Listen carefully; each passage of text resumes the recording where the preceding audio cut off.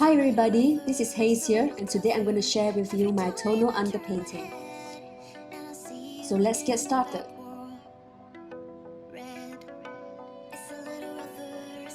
So the first thing I do when I have my sketch ready, I take my paper towel and dip it in linseed oil and I apply it to the canvas. Then after that, I take my paper towel and dip it into a mixture of ultramarine blue and burnt umber and apply it to the canvas.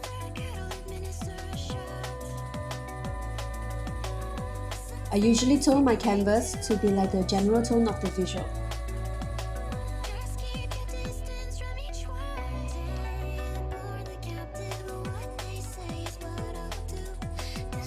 So now I'm using synthetic brush and using the same mixture of paint, I'm going to apply it to the darks and into the shadow areas. And if my paint are too thick, I'll dilute them with turpentine or tonal.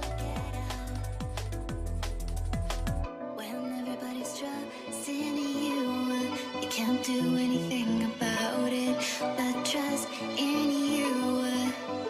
Yeah, what you do, and even if it's hard to admit it, I can't do anything about it, but trust in you. This painting is deceptively simple, but it's actually a complex picture because all the details are in the shadow areas and I have to spend a lot of time trying to get the details correct with a tiny little brush. What you do, and no one's gonna trust in you. What do you do? Some people might ask, why is this stage necessary? Why can't I proceed to the color stage immediately? Well, for acrylics, it may not make that much of a difference because when you cover it with color, the underpainting is gone. There's no purpose to it. But for oils, it's different because it's still wet and it's still blendable, so it serves a purpose, and there's a few more reasons as well. And I will share in another video on how to proceed to the color stage making full use of this tonal value underpainting in the next video.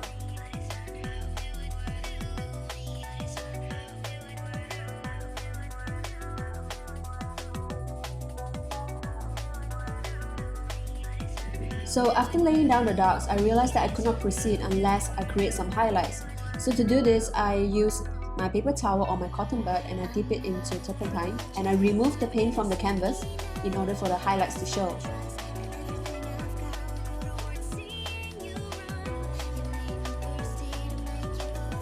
So the reasons why you should do this underpainting is reason number one, if it's still wet and it's blendable, the next time you lay the color on top of this layer, it's blendable and you can sort of mix the color into it. So it makes the process quicker. And reason number two, it serves like a guide, like a reference, because when you mix colors and you lay on top of it, and you can tell if the color you mix are of the same tonal value or not. And if it's not, then you have to remix your colors and to get the correct tonal value.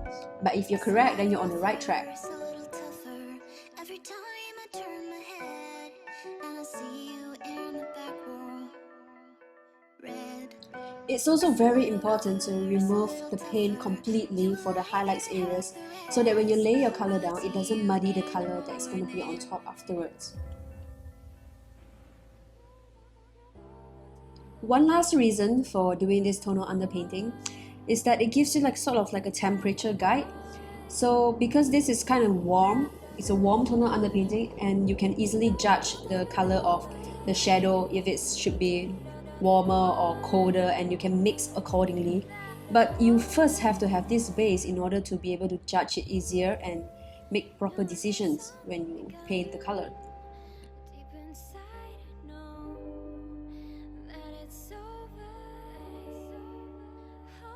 and past, 'cause you won't endure anymore. All the mistakes I made, all the memories. I'm using a rubber shaper to remove paint for the highlight areas and in the details areas where it's too tight for my cotton bud to reach. I'll keep trying to change.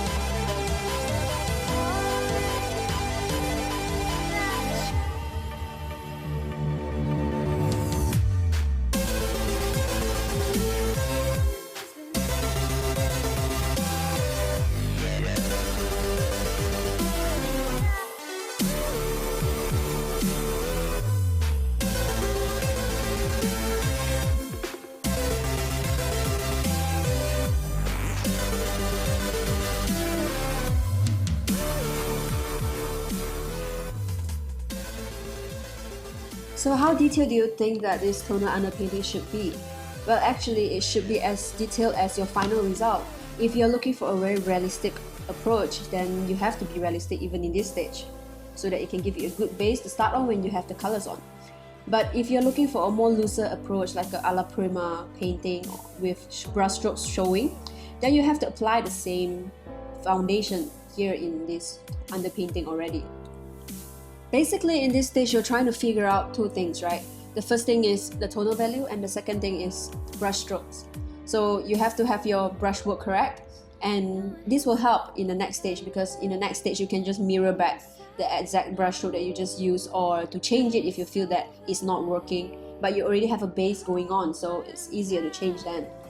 It's much easier this way to solve two problems now, and then in the color stage you just have to solve the color problems. Because if you're trying to solve everything in one go, well, there's a high chance that you're gonna run into some wall or something, and you're gonna get demotivated, and you're just gonna feel like you want to stop.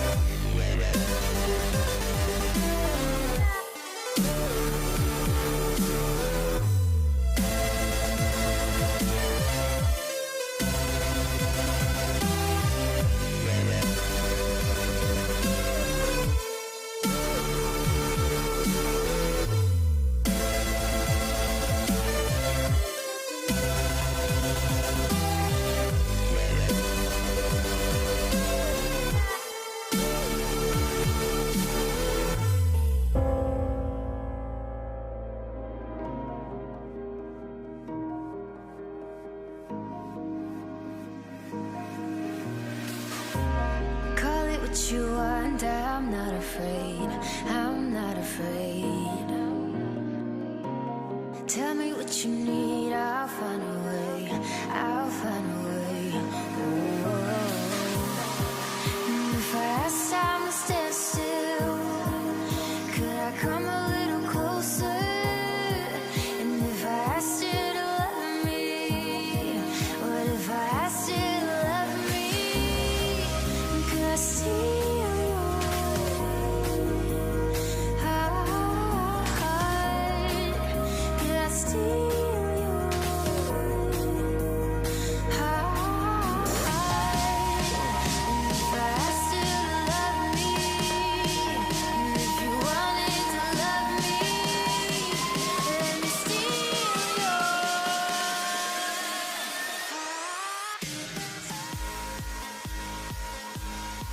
I'm almost done now. I'm just getting rid of all the paint in the highlight areas for the background with my paper towel, and then we're almost done.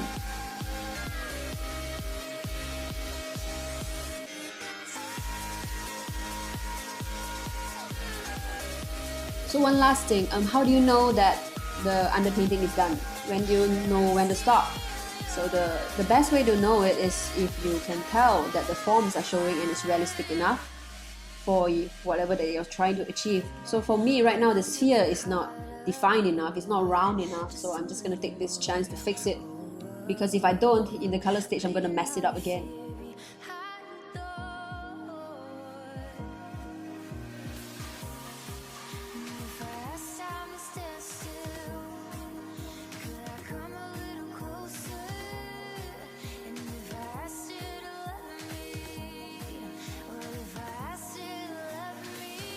One last thing before we stop today's session, remember in the beginning when I primed my canvas with the linseed oil?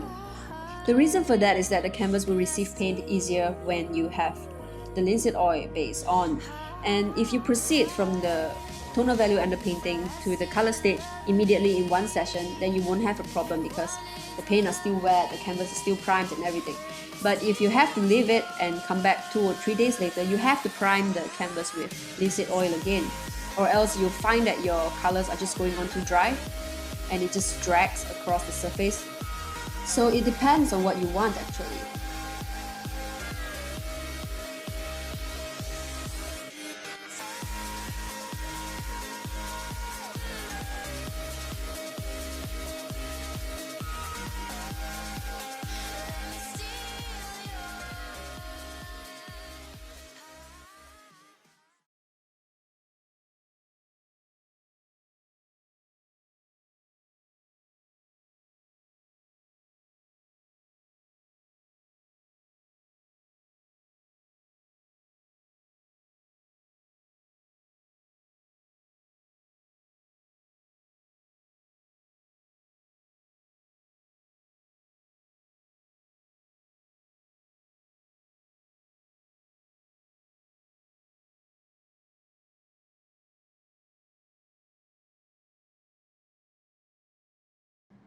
Okay, thank you so much for watching, and please subscribe to my channel so I can have my channel name.